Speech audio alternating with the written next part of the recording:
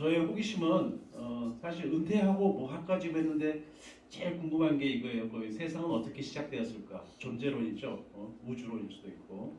그래서 양자역학이라든지 아니면 스트링 시어리라든지 그런 걸 이제 공부하고 싶고요. 두 번째는 이제 생명은 어떻게 시작되었는가? 생명 그 DNA라든지 어떻게 우연히 이 인간 이 지구에서 생명이 어떻게 시작되었는지 좀 궁금했습니다. 근데 세 번째 궁금한 건 이게 제일 쉬웠던 것 같아요. 위에 두 개는 되게 어렵고 공부를 좀 했는데 인간의 지성은 어떻게 만들어진 것인가? 이거는 그래도 좀 내 생애에서 좀 알아갈 수 있지 않을까? 혹시 이거 세 개에 대해서 혹시 다 호기심 많으십니까? 아니면 거기 항상 신경 쓰여서 호기심 많으시더라고요. 그래서 오늘 진행은 일단 순수 비판의 역사적 배경에 대해서 먼저 말씀드리고요. 순수 이성 비판이 왜 우리가 이해하기 어려운가? 그래서 요새 좀 나오는 챗 GPT라고 아시죠? 요새 상당히 인기 있는데 순수 이성 비판의 그걸 인공지능 알고리즘으로 이해를 하면 좀 쉬운 것 같아요. 그 순수 이성 비판의 이해를 하고 순수 이성 사실 여기서 끝나버리죠. 순수 이성 비판이 200년 전에 나왔던 거기 때문에 저희는 그걸 넘어서야죠. 순수 이성 비판의 비판, 그러니까 현대적인 이해를 한 번 더 이야기를 드리고요. 의사로서 알아야 할 인간의 인지 판단에 대해서 말씀드리도록 하겠습니다. 1600년 정도에 프린키피아라는 그 뉴턴이 유명한 책을 만들었죠. 뉴턴 역학을 만들었고요. 그때 이제 100년 후에 바로 이제 칸트가 나오게 됩니다. 왜 100년이 걸렸냐면은 그동안에 이제 그 뉴턴 역학이 퍼져 나가고 서로 이해하는데 뉴턴 역학을 어떻게 이해해야 되느냐에 대해서 그 당시 철학적인 상당히 문제가 있었고요. 고민이 있었습니다.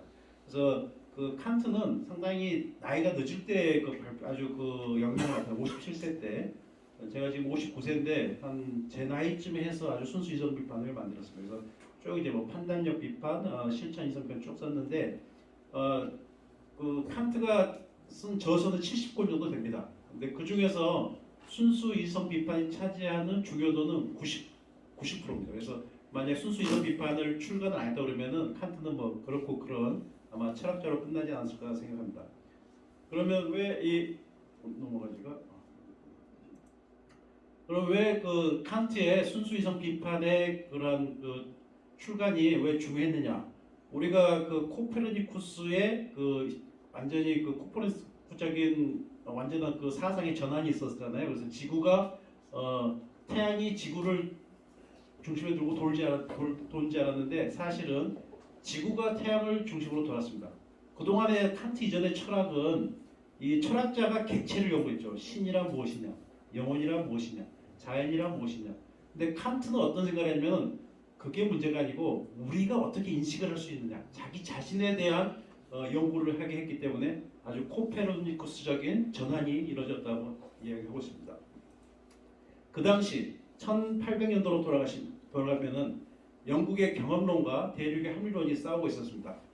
영국의 경험론은 인간의 인식, 인간의 안다는 것, 학문은 경험을 해야 할 수 있다. 예를 들면 우리가 뜨거운 불에 손을 뒤어봐야지 이게 뜨거운 불인지 알지. 갓난애가 아무 그 뒤지도 않고 보고만 있어서는 전혀 알 수가 없거든요. 지식이 안 된다. 그렇지만 대륙 합리론은 무슨 이야기냐? 우리가 1 더하기 1은 2라는 걸 알고 있지 않느냐? 이와 같이 경험하지 않아도 우리의 머리로서 알고 있는 진리가 참된 학문이고 참된 진리라는 거 싸우고 있었습니다. 그 당시에. 그래서 칸트의 고뇌는 그 당시에 뉴턴 역학을 뉴턴 역학을 학문이라고 생각하지 않았어요. 이거는 경험이기 때문에 이게 진실일 수가 없다. 이 머리에서 나오는 게 진실이다라고 대륙판을 이야기했고, 이 또 칸트의 고뇌는 인간이란 존재는 무엇을 알 수 있는가 그러면 인간의 이성으로 알 수 있는 것은 어디까지인가를 고민하기 시작했습니다. 그래서 사실 대륙파였죠. 칸트는 대륙파였는데 칸트의 잠을 깨운 적이 있습니다. 이게 영국파의 그 데이비드 흉 이분이 쓴 인간의 이해력에 관한 탐구를 읽고 그 독단의 잠에 이성애라는 독단의 잠에서 깨어나게 됩니다. 그래서 1781년도에 드디어 칸트가 이 독일어 낸 크리티크 데 레인엔 베르누프트라는 영어로는 쉽습니다.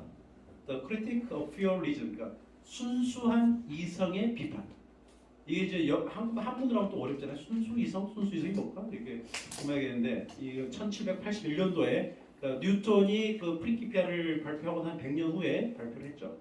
근데 순수 이성 비판이 왜 어려운가 이야기가. 우리 특히 우리나라는 더 어려워. 우리 동양 쪽은 어려운 것 같아요. 그래서 일본에서 그 한문 번역을 잘못했다는 얘기고 사실 또 미국 그 영어로 읽으면은 생각보다 이해하기가 쉽다는 사람들이 또 있더라고요. 그래서 우리가 이제 한국말을 쓰기 때문에 정확한 단어의 사용을 쓴 게 아니고 뭔가 말하려고 하는데 단어 규정이 부족하고 이 개념이 두루뭉실한 개념들이 많아요. 중의적인 딱 하나의 단어에 하나의 뜻이 있는 게 아니고 두 개, 세 가지 뜻이 있는 경우고 시대적 배경을 우리가 잘 모르고 있잖아요. 번역의 문제, 특히 일본에서 들어온 한문에 의해서 이 우리가 생각하는 개념하고 완전히 다른 개념을 말하기 때문에 좀그 이해하기 힘들지 않을까. 그래서 현대어 더 세분화된 개념들로 전환해서 설명을 드리도록 하겠습니다.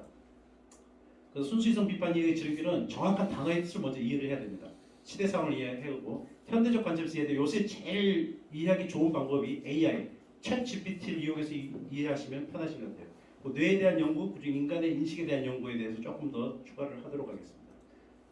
우리가 단어를 생각하면은 나라는 거는 딱 나만 하나가 아닙니다. 여기서 나를 펴 나, 너, 여러분, 사람, 당신, 원장님, 아빠, 아들, 부군, 선생님 여러 가지 이 단어 하나만 있어도 우리가 언어라는 거는 주어하고 수로가 있어야 된다고 생각하지만은 주어 하나만 딱 말을 해도 그 사람과 말하는 사람의 나의 관계 그러니까 이 개념이라는 게 엄청 많습니다. 그래서 언어라는 거는 딱 하나만 하는 게 아니고 여러 가지 의미를 줄 수가 있습니다. 제가 좋아하는 김춘수님의 시인데요. 하나만 앞에만 좀 읽어보겠습니다. 내가 그 이름을 불러주게 되는 그는 다만 하나의 몸짓에 지나지 않았다. 내가 그의 이름을 불러주었을 때 그는 나에게로 와서 꽃이 됐다. 이 언어라는 거는 내가 어떤 개념에 내가 어리어리한 개념에 이름을 지어줬을 때 그 자체가 나에게 이해가 되고 나의 의식에 들어오게 됩니다. 그래서 그 유명한 20세기 철학자 비트겐슈타인은 내 언어의 한계는 내 세계의 한계다. 그래서 언어를 많이 알수록 자기 한계가 넓어지는 거죠. 그래서 이 순수 이성 비판을 이해하다 보면 요게 언어들이 참 이해하기 힘들어요. 그래서 요건 먼저 잠깐 설명드리고 가겠습니다. 이해를 돕기 위해서. 순수 이성이라는 게 뭔가 순수를 빼면은 이성이죠. 순수 이성은 이성 중에 경험이 묻어있는 거 빼는 거. 우리가 경험으로 있는 거는 다 빼는 게 그러니까 머릿속에만 있는 게 순수 이성이고요. 선험적이라는 것은 경험 이전. 근데 이게 좀 번역이 좀 잘못된 건지 제가 생각해서는 브레인 서킷. 우리 자체가 태어나면서 서킷을 갖고 있는 거. 제네티컬리, 인바이러먼털리, 디터민드 브레인 서킷을 선험적이라고 생각하시면 됩니다. 분석 판단은 경험을 하지 않고 머리로만 생각해서 판단하는 방법이고 종합 판단은 경험을 해서 판단하는 것이고 이게 또 헷갈리게 좀 돼 있어요. 감성, 오성, 지성, 이성. 감성을 쉽게 생각하면 감정이라고 생각하는데 감정이 아니에요. 여기서 말하는 감성은 감각기관입니다. 페리페럴 러브 시스템. 우리가 눈으로 보는 거, 만지는 거, 터치하는 거, 냄새를 맡는 게 감성입니다.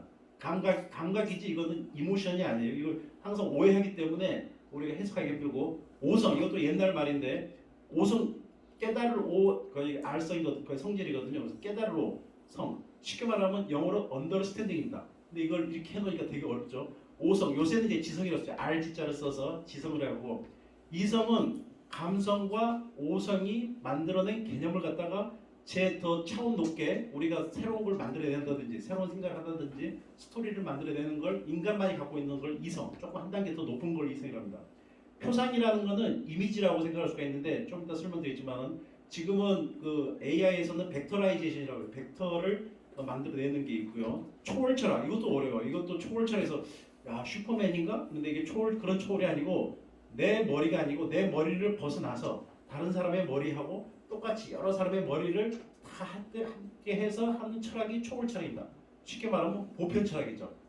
자기만이 아니고 그러니까 이런 텀만 잘 알아도 상당히 이해가 쉽습니다. 그래서 먼저 이제 그 이해하기 전에 AI로 먼저 잠깐 설명드리겠습니다. 지금 많이 유명하는 챗 GPT는 뇌신경만을 모사한 겁니다. 뇌신경만은 이렇게 되죠. 시냅스가 모여서 여러 가지 신경들이 모여가지고 이렇게 진행이 되는데 여기 이제 보면 이제 숫자를 하나 집어넣으면 숫자 곱하기 얼마에서 시그마를 다 모읍니다. 이 모으는 어떤 펑션이 있어서 펑션에서 출력이 나오는 거예요. 그러면 되게 애매모호한데 이제 공식은 이렇게 돼 있죠. 이제 그 기본적인 소자는 이렇게 돼 있고요. 이 신경망이라는 게 입력층이 있고 은닉층이 수도 없이 있습니다. 마지막에 이제 출력층이 있는데 이 입력층과 은닉층과 출력층이 연결이 돼 있고요. 이 요새 신경망은 여기서 이제 어떤 입력을 넣어서 우리가 1이라는 걸 발생을 해야 되는데 0이 나온다. 그러면 다시 백프로파게이션이라고 있어요. 백프로파게이션 뭐냐면 각각이 웨이트를 갖다가 미분을 해가지고 여기가 하나가 바뀌려면 여기 얼마에 바뀌어서 다 계산할 수가 있습니다. 컴퓨터로. 실제로 이거는 딥 레이어가 엄청 많습니다. 그래서 하나하나의 파라미터라고 그러죠. 파라미터가 하나하나에 곱하기를 해서 여기 입력을 주고 여기서 또 다시 모아서 또 파라미터 넘어가고. 그래서 예를 들면은 옛날 초창기에 이제 이미지를 보는 거는 고양이냐 쥐냐를 이제 파악을 하는데 요 사진을 그 그래프로 이 하나하나 점마다 다 숫자가 있죠. 요 숫자를 다 웨이트를 걸어서 해서 만약에 캣이 나오면 1, 독이 나오면 0 이렇게 해놓고 안 맞으면 다시 백 프로파게이션 해서 그 파라미터를 다 조정해서 나중에 아 이게 고양이고 이게 개라는 걸 인식을 할 수가 있어요. 이게 좀 우리 머리에서 나타나는 것도 똑같습니다. 이런 식으로 하고 있습니다. 저희도 예를 들어서 사람을 알아본 데 있어서 이 레이어층을 쭉 통과하다 보면은 레이어층을 이제 그 화상으로 만들어내면은 여기서는 선 우리 머리 시야에도 평행선을 보는 거 있고 각을 지는 거 선을 보고 있고 이 박스를 보는 그 세포들이 다 있어요 뒤에. 이제 그런 식으로 되고 나중에 보면은 점점 이게 추상화되면서 이게 하나하나의 선들이 모여서 추상화되면서 아 이게 마크라는 사람이구나 라고 인식을 할 수가 있습니다. 그래서 우리가 이제 이 챗GPT는 내추럴 프로세스 그러니까 사람 말을 갖다가 분석을 해서 벡터로 만들어서 그걸 갖다가 이해해서 그걸 뱉어내는 건데요. 예를 들면 워드 벡터라는 게 있어요. 벡터라는 거는 우리가 1차원, 2차원, 3차원으로 말할 수 있는데 수학적으로는 무한 차원까지도 만들 수가 있습니다. 그래서 예를 들어서 나이트를 갖다 벡터로 만들면은 0.076, 0.031 이렇게 다섯 이거는 쉽게 5차원 벡터입니다. 5차원 벡터로 해가지고 만들게 되면은 이와 같이 그 챗GPT는 이 문장을 갖다 벡터로 만들 수 있어요. 그래서 보면은 go to work하고 컴퓨터하고 비슷하잖아요. 그러니까 사이가 가까워요. 그다음에 여기 the house is big하고 the building is tall 비슷비슷한데도 가까워요. we are in the garden 요거는 약간 좀 틀리죠. 이렇게 가운데 그러니까 이 문장을 벡터 문장을 어떤 이미지처럼 벡터를 해가지고 그 머릿속에 만들어 놓은 건 똑같습니다. 그 AI는. 그래서 이 벡터라이즈는 이 거리를 알게 되면은 아 이게 문장이 틀린 거구나 다른 거구나 할 수 있고 질문을 하게 되면은 여기서 뽑아내는 거죠. 그래서 쉽게 말하면 이렇게 벡터를 하는 겁니다. 그래서 우리가 쉽게 1, 2, 3차원의 벡터는 알 수 있지만은 64차원에 있는 벡터를 2차원으로 보면 이렇게 보여요. 구별이 안 돼요. 그러면 진짜 챗 GPT는 몇 차원을 갖고 있느냐? 12,228차원을 갖고 있어요. 벡터 하나를 그 랭귀지 문장 하나에 벡터를 이렇게 꽂아놓고 있거든요. 그래서 인간의 단어 벡터 무게는 알 수가 없어요. 아직 연구가 안 됐기 때문에 파라미터 아까 제가 말씀한 파라미터가 있잖아요. 인간은 140억 개 신경속 세포 중에 140조 개 시내스고 지금 나오는 챗 GPT는 1750억의 파라미터가 있어요. 그래서 일반 사람들이 이걸 못 만들어요. 큰 기업이나 구글이나 네이버나 이번에 만든 그 마이크로소프트에서 서포트한 그 회사 거기서 한 수백억에 걸쳐서 이걸 트레이닝을 시켜야 됩니다. 그래서 상당히 비싼 거고요. 이게 만들어 놓은 겁니다. 그래서 챗 GPT하고 우리 인간이 틀린 거는 인간은 뇌의 시납스가 계속 변해요. 우리가 그 경험에 따라서 강화되기도 하고 약해지기도 하고 그래서 이런 시납스가 커지는 역할이 있습니다. 재밌는 거는 이 뇌신경학자인데요. 나는 내가 죽었다고 생각했습니다.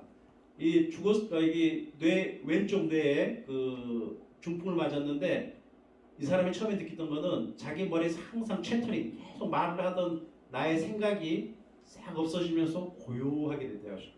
평온한 마음이 되고 이렇게 평온한 마음이 있을 수 있나 생각이 들어서 야, 이렇게 평온하고 안식이 되는 그런 시기를 딱 겪었답니다. 그런데 어떤 사람이 다가왔어요. 그 사람이 내가 싫은 사람이면 뭔가 싫어하는 이미지가 생기는 거예요. 안에서 뭔가 벡터가 생기는 거죠.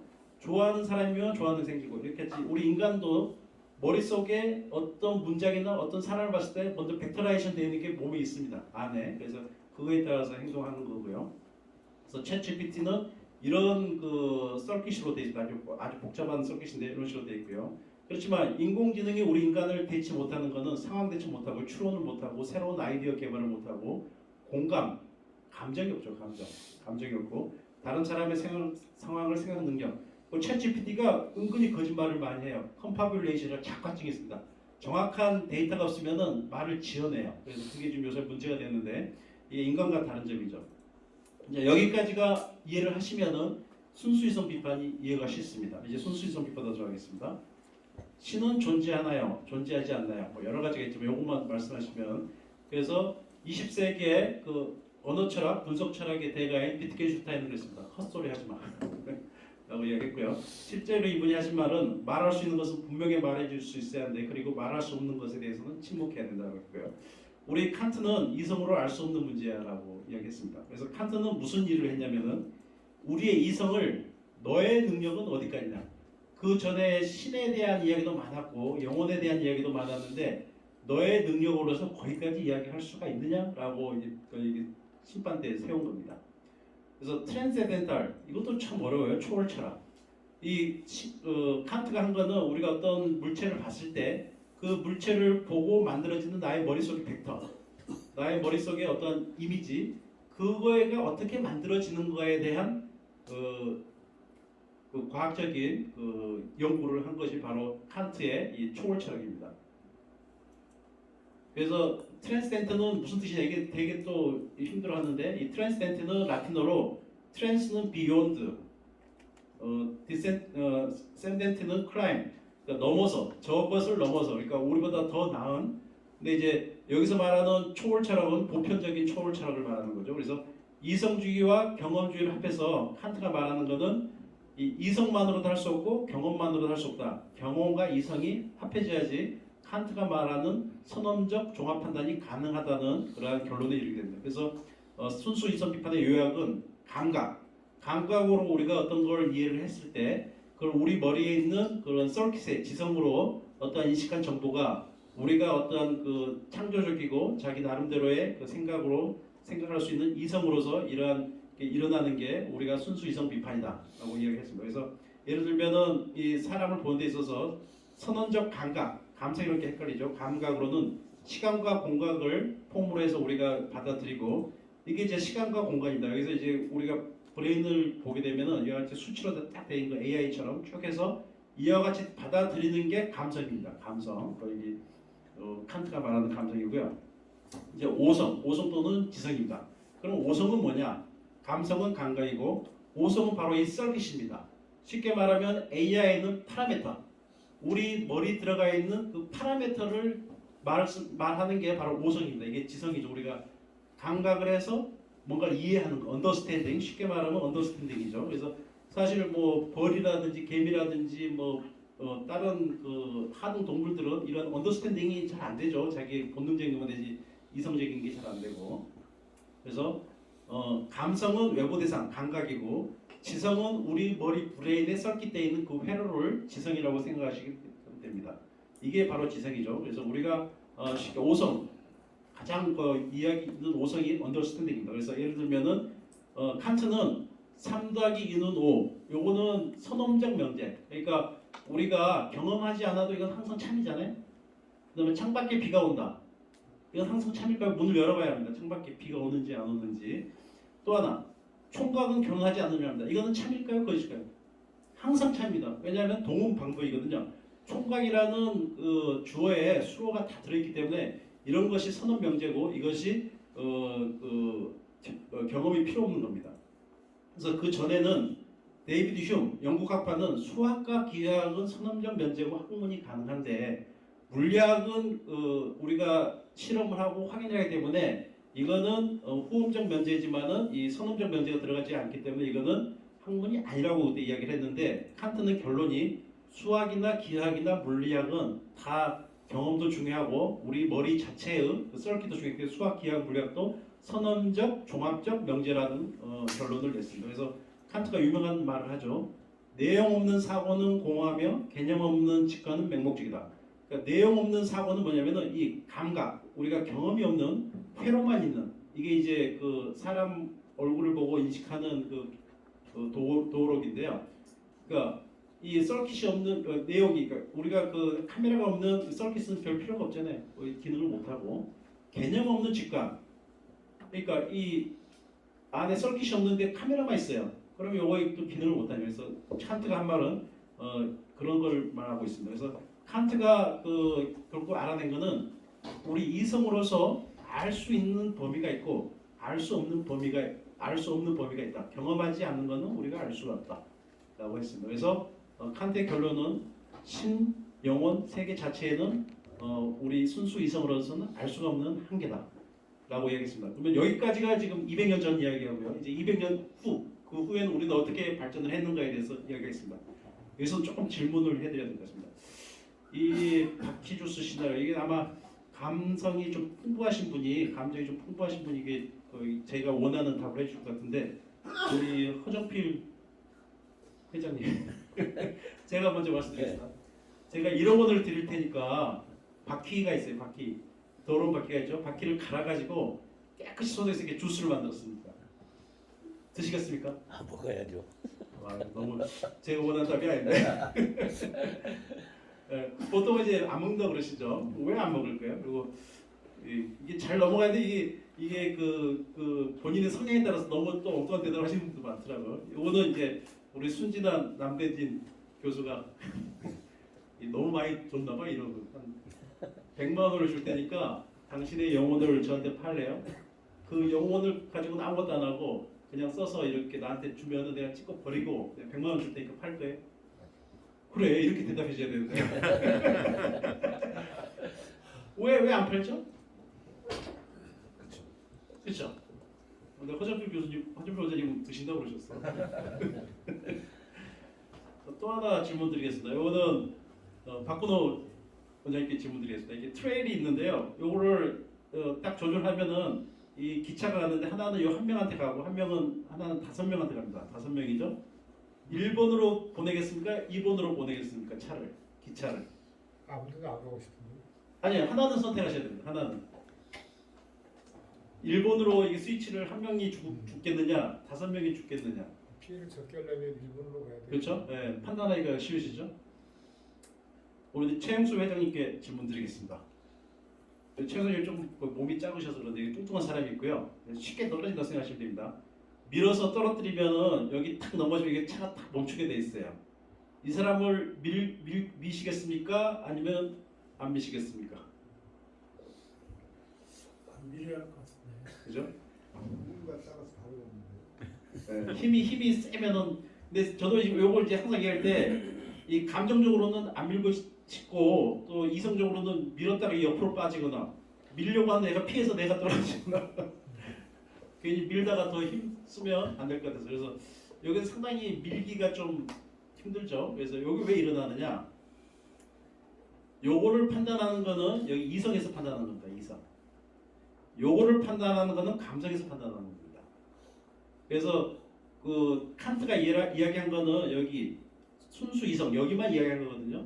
근데 요새 나와서 이야기되는 게 여기 감정, 이모션입니다. 감성이 아니고 요거에 대한 연구가 많았고 요것만 있어서는 필요가 없다고 나옵니다. 그래서 이게 아마 그 다마지오가 쓴 데카르트의 오류가 있는데 인간이 판단을 하는 데 있어서 감정을 빼면은 판단을 못 해요.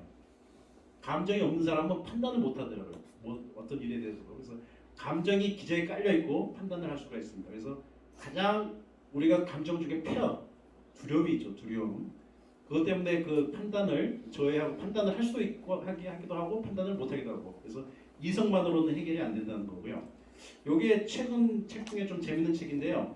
그래서 우리의 감정은 원래 내재되어 있는 게 아니고 우리가 구성한다고 그래요.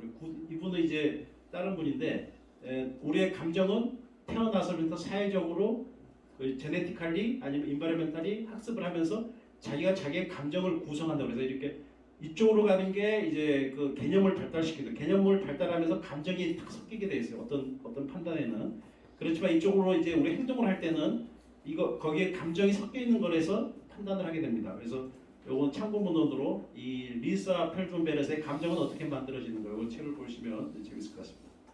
그래서 결론은 우리가 판단을 하는 데 있어서 그 기저에 깔려있는 큰 것은 바로 감정이다 이거죠. 그게 바로 코끼리입니다. 코끼리와 기수의 메타포인데요. 코끼리는 감정이고 우리가 말하는 이성, 논리적이고 이성으로 말하는 것은 이 기수입니다. 그래서 코끼리, 자기 몸속에 있는 감정이 어느 방향에 뜨느냐에 따라서 아 나는 이쪽으로 가는 게 맞아. 이게 맞는 거야. 근데 이쪽으로 딱 털면은 아 그래 이게 맞았지. 이쪽으로 가는 게 그렇게 자기의 논리는 자기의 감정에 자기의 코끼리의 방향이 튼 거에 따라 다릅니다. 그래서 예를 들면은 이거 수술해야 될 것 같은데요? 라고 이야기를 합니다. 환자한테. 환자는 옆에서 다른 사람 보니까 수술해서 막 합병증 생기고 염증 생기고 너무 힘들었어. 당연히 감정이 안 좋죠. 그럼 당연히 수술 안 하죠. 그래서 주사만 놔주세요. 라고 해서 주사만 맞게 되고요. 그러니까 환자들을 볼 때는 우리가 의사들은 아주 이론적으로 이거 당연히 수술하면 좋은데 왜 안 하실 거는데 그 코끼리, 그 환자의 코끼리를 보면은 감정적으로 이 판단을 하기 때문에 그걸 생각을 하셔야 될 것 같습니다. 이게 아마 신대 교수님 그 스토리에 올라온 것인데요. 그래서 뭐 안 아파할 수도 있죠. 이렇게 우리도 많이 보는데 안 아파할 수 있는데 실제로 아파하는데도 이 정도로 해서 아팠는데 수술을 안 하세요. 그래서 왜 수술할까? 내 친구가 수술했는데 뻗쩍다리가 됐어요. 당연히 수술 안 하죠. 감염이 있기 때문에. 그래서 우리 의사들은 이 머리에 일단 이론 그러니까 우리 이성으로만 생각할 게 아니라 그 이성의 밑에는 커다란 코끼리가 내재해 있고 이 판단에 있어서는 이성보다는 환자들의 판단은 감정이 우선이라는 거 그거를 생각하셔야 될 것 같습니다. 그래서 아마 이 메타포를 항상 생각하시면서 보시면 많은 도움이 될 것 같습니다. 그래서 결론을 내겠습니다. 순수이성 비판은 인간의 인지가 어디까지인가 선언적 종합 판단은 가능한가에 대한 고민을 했고요. 인공지능은 인간의 뇌를 모방했고 순수이성 비판의 감성과 오성은 이미테이션 벌써 했습니다. 그렇지만 이성은 아직 못했고요. 이제 순수이성 비판의 비판. 그러면 이제 칸트 이후에 200년 후에 우리가 진보된 거는 인간의 판단과 그리고 이성의 역할은 코끼리와 기수의 역할로 이성은 단지 기수에 지나지 않는다. 그 밑에 커다란 코끼리의 감정이 더 중요하고 이성은 감정의 하수인이고 우리가 환자들을 대하거나 사람들을 대할 때는 항상 우리 신 교수님 저한테 칭찬해 주셔가지고 이 고래도 칭찬하면 춤을 춘다는 게 있었잖아요. 그래서 항상 저의 감정을 싹 흔들어 놓으시는 것 같아요. 그래서 이성은 감정에 호소하는 진료를 하셔야 될 것 같습니다. 그래서 참고 문헌입니다. 그래서 오늘 발표했던 거 다 참고 문헌이고요. 여기서 유튜브도 많이 했고 챗GPT는 인터넷으로 많이 했어요. 그래서 아마 이런 책들 한번 읽어보시면은 많은 도움이 될 것 같습니다. 예, 감사합니다.